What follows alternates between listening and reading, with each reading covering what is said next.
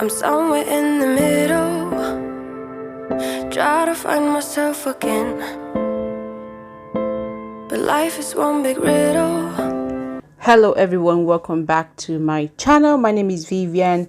On this channel I talk about everything else in lifestyle, motherhood, beauty and all that good stuff. So today I'm going to be discussing with you everything that I've been asked and that I have experienced these few days with you guys. So recently I've not had a lot of chance. I've been researching how to just have a lot of side hustles, increase income, and which is very important for everyone to think about. I think it gets to a point in the time in your life where you begin to think, am I going to be doing what I'm doing forever? Although nursing is a very high paying job, we need to begin to think of how to increase our income, have some passive income to be able to make enough savings, do things that everyone wants to do in this life, buy a house, buy a car, buy a good car and all of that. So today I'm just going to be showing you footage how, just so this video is not very boring, I'm going to be cooking in this video. It's supposed to be a cook video, but I thought people don't really watch my cook videos, so I'm going to talk about nursing while you watch me cook. So it's a cook and chat with me about your life experiences, about nursing in UK and employment in the UK. So don't mind what I do, just listen to what I'm saying in this video.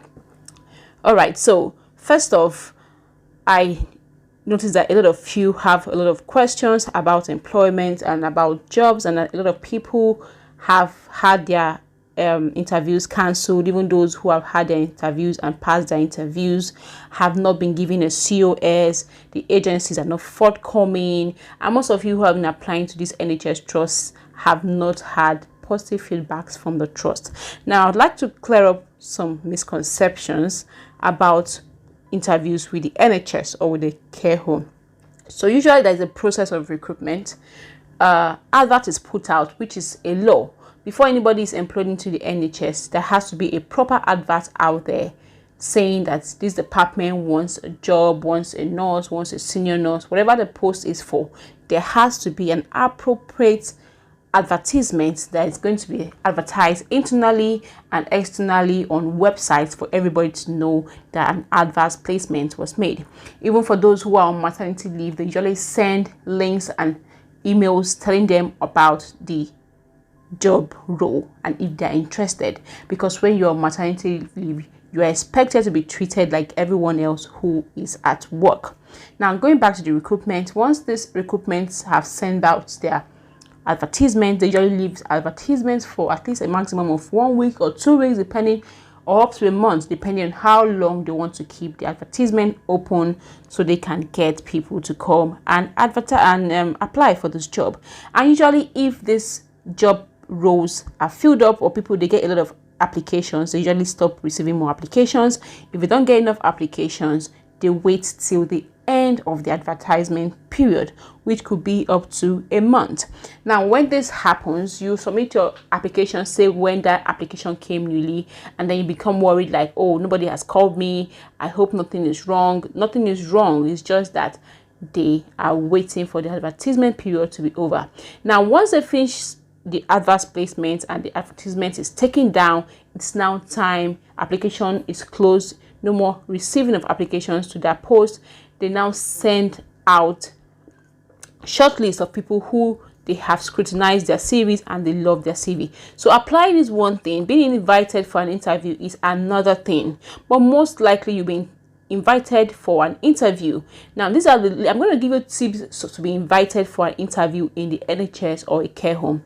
Usually when an advert is placed, there are usually job description in the advertisement, be it a surgical ward, pediatrics. You will never get adverts of pediatrics anyway, general ward, care of the elderly, whatever it is, always go to the job description and job requirements of that advertisement. Now what you need to do is to tailor your CV to fit into that job description or the job role. Now if you have any certificates that boosts your CV to say that you are well capable to do this job, ensure you attach them. If you have any form of experience in anything that has been mentioned, do attach them. Usually they will say if you have this, it's more preferable, but if you want to be trained, they will train you. Just be open and try to be as honest as possible. If for instance you have the skill, say you have it. If you don't have the skill, just mention that you work in that department and probably know what it entails, probably when you're in school or whatever. But just mention something in your CV that's going to make them know that you have some form of knowledge, or you have some form of qualification that makes you somebody who they will consider for that job role. Now, once you have done this, it's most likely you're going to be shortlisted for an interview. After the interviews, just like on my video, I have a video about job interviews for nurses and how to be able to scale through your job interviews for a band 5 nurse.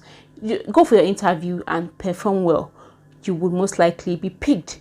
Now, except if it's a very specialized role where they require expertise, that's the only condition where you will not be chosen. Or if probably is a senior post and somebody from the hospital has applied for that post, it's most likely they will give the job to somebody from the hospital, and like somebody who is coming from outside, except the person who is coming from outside has the adequate documentations, paper qualifications to fit those job role, or has done that job role in the past. So they do favor internal applicants over external applicants. As with everything, they do favor EU citizens unlike overseas citizens. But now that the UK has left EU, now that EU preference is taken away. Everybody is more equal. But I can tell you that even when you submit your application, it's most likely they'll pick EU candidates over overseas or Africans or Indians or Philippine nurses. Okay, that being said, that does not to say they're not going to choose you if there is a placement and there is a spot for you in the trust.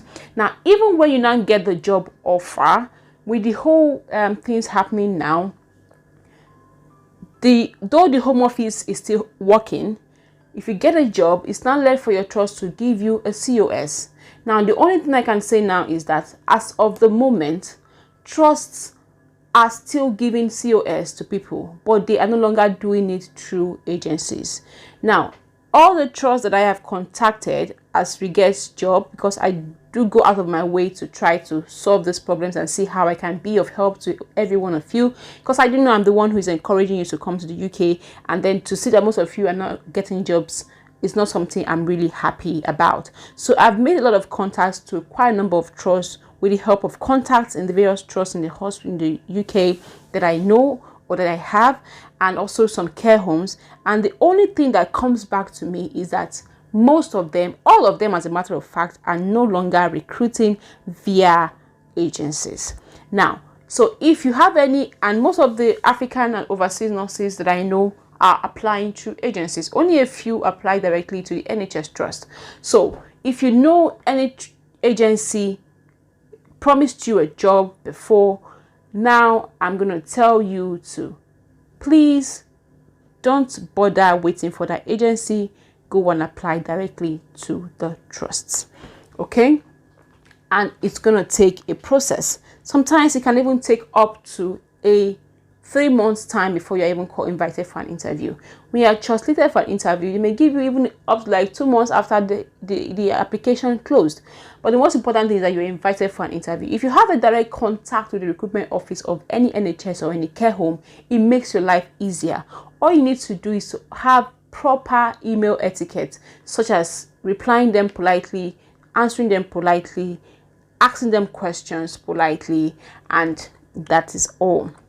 Okay, please don't mind me. I'm actually preparing my food in bulk here. I actually prepare my food in batches.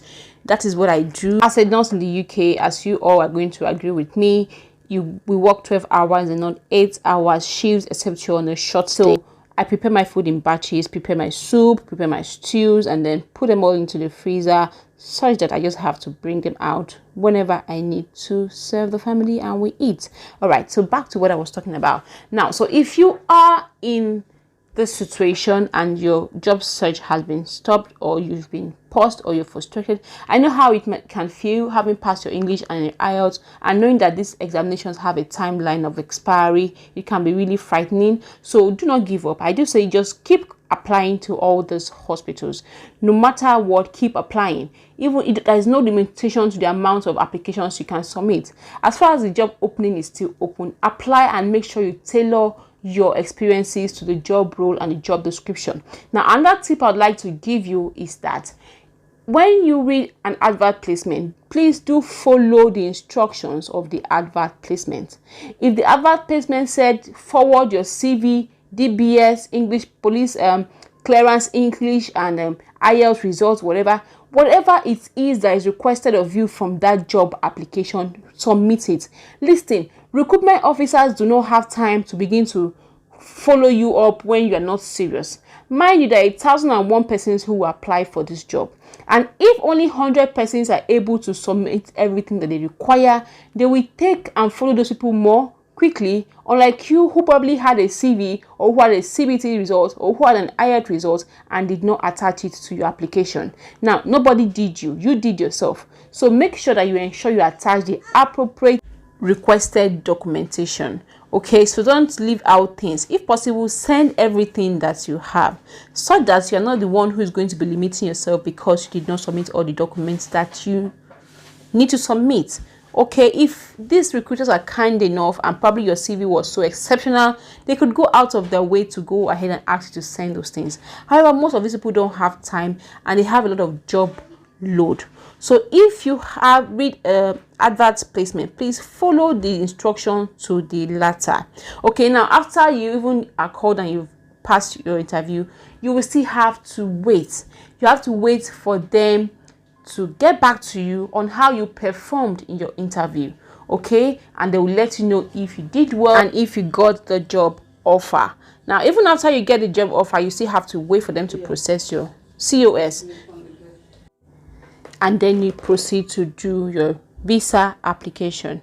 Now, what I do want to say is that you could gauge from your interview if you passed an interview or not. However, that's not a true representation of if you receive the job. You could perform absolutely brilliantly in the job, but probably there are a lot of people who also perform brilliantly in their interview and they had limited spaces or placements for nurses. As with everything, they have a right to decide how many nurses they want to employ, if they want to employ everybody who came for the interview, and if there are appropriate job openings. Now, in the NHS, there are not a lot of appropriate job openings, even for senior positions. The same thing with band 5s. Even if they are shouting, "There are a lot of nurses, we need nurses," sometimes they don't have ability to employ all the nurses that they need because of their budgets or whatever. But the point is, when you pass an interview, you also wait for them to tell you, okay, you have been offered this job, and then you proceed to apply for your COS. So if you are waiting for your response from where you submitted your job application, just relax. It may take time, but they will respond. And do know that at this point in time, agencies are a no-go area. So if you are waiting for an agency or still looking for an agency out there, stop looking for an agency. That's my message to you today. Stop looking for an agency. Go ahead and apply to the trusts. Okay, apply to the trust. Look for postings and listings. Submit your documentation and make sure you make them know that you have gotten to this stage in your NMC registration and that you're just awaiting your OSCE, and that you are able to join the temporary register of the NMC as a pre-registered nurse or as a temporarily registered nurse on the NMC temporary register. Don't forget to like, subscribe and share. And this video also, I'm going to be telling you guys about an IELTS and CBT company that is supposed to help you prepare for your IELTS and your CBT. They're also known as IELTS Medical. Okay, I'm going to put a link going through this video on about them. They help you in your training for IELTS and your OSCE and your CBT. A lot of you come to my DMs asking me, give me something to prepare for IELTS, give me something to prepare for CBT or OSCE. Now you have a one-stop for your help to prepare for those examinations. They're actually online, so you don't have a problem of distance. So if you can afford the fees, do well to go and register with them, take up their courses. If you are in the UK, you can sign up for their courses and get up to 5% off and with the code VIVIAN01, Vivian01, you can get up to 5% off from the cost of the course you want to choose. So do check the websites out. I'm going to let it go across the screen for you to see. Pick up the courses as you want. You can also prepare for these courses on your own, however, but do your best to prepare adequately and pass your examinations. That's the most important thing. Passing your examination is most important. So if you are looking for a place to get assistance for your examinations, that's a place where you can go. If your trust or your care home is not giving you the training you need, or you think it's not enough and you don't want to take chances, like I said, it's easy to pass your OSCE right now. However, for your IELTS or your CBT, you may need help, and they are willing to offer you these services. There are pass rates on your website, as mentioned, that people pass their examinations from taking up their courses, so do well to check them out. So they do offer mock CBT and mock OSCE examinations, so do check them out. Check out their pricing. You can book them in sessions if you don't want the whole sessions. If you think you just have problem in understanding some things, you can check them out for a few sections to put you through your text examinations for success. That being said, let's go back to recruitment. So for recruitment, another advice I'll give you is to reach out to your friends, if you know anybody in the UK who has already started a job in the UK, and ask them to confirm from their friends if their hospitals are recruiting. Sometimes these hospitals recruit and people do not know because they put out their advertisements discreetly. I don't know how they do the advertisements and do not get across to nurses. Another factor that is affecting this whole recruitment process is this recent ban on South Africa travels to the UK. Some people have their COS and even their visas and cannot travel. If you're coming from South Africa or you have a visa and you're coming through South Africa, you can actually get to the UK by bypassing South Africa. The only flights that are bound from South Africa are direct flights from South Africa. You can actually go to Guinea, Kenya, Nigeria, and then UK, or whichever way you can boycott coming to UK through South Africa. However, when you come, there are protocols for you if you came into the UK via another country that is not South Africa and you have been in South Africa. Now, these measures are stricter and tighter for now, but you can still travel to the UK. Flights are not banned. International flights are not banned. The only thing is that you need to have a 3-day negative test before you step your foot into the UK, else you're liable to pay up to £500 to £1,000 in fines, depending on what you did wrong. So do well to know what is happening before you take a flight to the UK. Now back to the jobs. Ask your friends to find out from their trust if they are doing any recruitment in the hospital presently, and if they are, do well to apply through your friends. Okay, I'm doing my best to see how we can get you all up and running to have interviews and to get your COS. The thing is that these NHS trusts and care home need nurses, but I don't know what they are doing, and their process can be slow, but we will all get through it and beat it. Okay, so keep applying, and keep searching for those trusts. We'll keep doing our best, and yeah, you'll get the job that you want and you'll be in the UK. And don't worry about you getting a trust that you do not like, in an area that you do not like. The most important thing is that you get into the UK first. When you are in the UK, you can always change jobs. Okay, nobody holds you down in any job in the UK. As a matter of fact, it only gives you leverage to get better jobs in the UK because you have UK experience and you're already working in a hospital in the UK, so any employer is going to employ you. Okay, so yeah, I think that's all I can say with you guys for today. I just needed to post something up here today, and I didn't want to just post my video of me cooking and not saying anything with you guys. Okay, so if you do have any questions, do well to ask, and I'll come back here and we're going to chat about it. All right, that being said, I hope you did learn something or got a few things from this video. If you did like this video, give it a thumbs up, like, share, subscribe. I'll see you on my next one. Thank you for watching. Bye for now.